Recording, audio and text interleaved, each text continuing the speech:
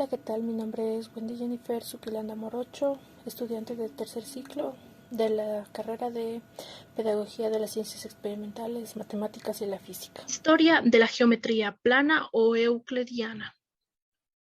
La geometría es la rama de la matemática que se ocupa del estudio de las figuras geométricas en el plano.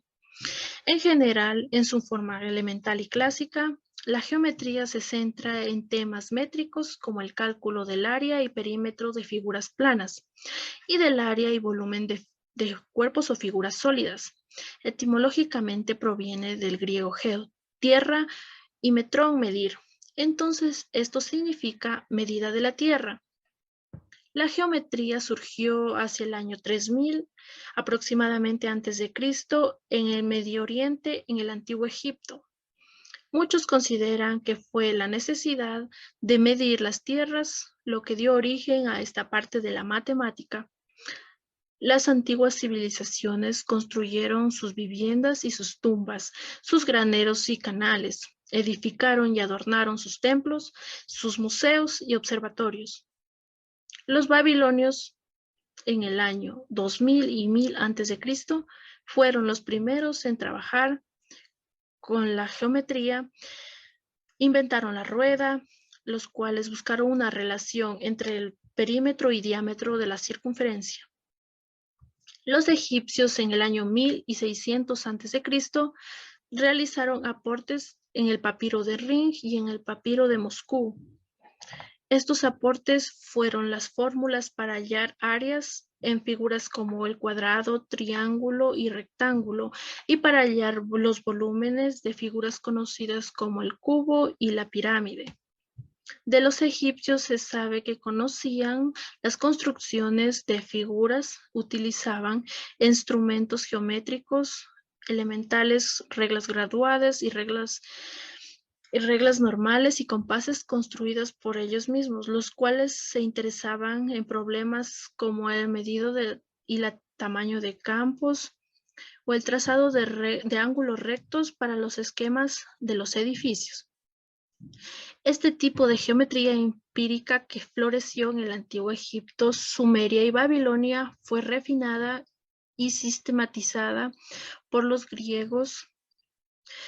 Después de 600 años antes de Cristo, la geometría pasó a los griegos, introducida por uno de los 7 sabios de la antigüedad, Tales de Mileto. Se dieron los primeros pasos en la modernización de geometría. Se introdujo la geometría analítica y algunos de sus principios básicos o elementales, como el trabajo con coordenadas. Tales inició la geometría descriptiva, que proponía que se tenía que demostrar por medio del razonamiento y no por la práctica. Las demostraciones pasan a ser fundamentales y son la base de la lógica como leyes del razonamiento. Por otro lado, Pitágoras, que vivió hacia el año 500 a.C., entre sus aportes más importantes encontramos el teorema de Pitágoras. El matemático colocó la piedra angular de la geometría científica al demostrar las diversas leyes arbitrarias e inconexas de la geometría empírica. Se puede deducir como conclusión lógica de un número limitado de acciones o postulados. Estos postulados fueron considerados por Pitágoras y sus discípulos como verdades evidentes. Hablamos de la geometría euclidiana, puesto que es el conjunto de propiedades y relaciones sobre las figuras geométricas que expuso el matemático Euclides de Alejandría alrededor del 3000 a.C. en su obra Los elementos geométricos, obra que resultó impresionante en su contenido y su estructura interna, tan avanzada para la época, que durante siglos se consideró el más completo modelo de exposición de una teoría por vía deductiva. Aunque muchos de los resultados que se exponen en la obra eran ya conocidos, el riguroso orden lógico en la exposición, así como la claridad y estructura lógica de las demostraciones, hacen de esta obra un resultado superior a cuanto se habían esperado. La geometría euclidiana se divide en geometría plana y geometría del espacio.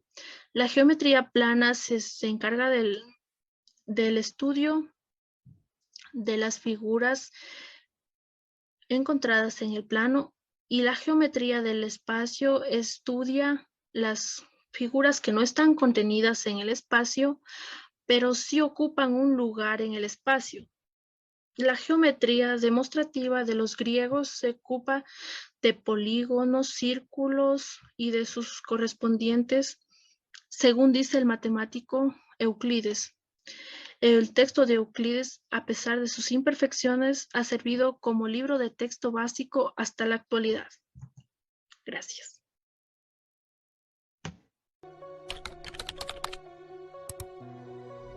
Universidad Nacional de Loja.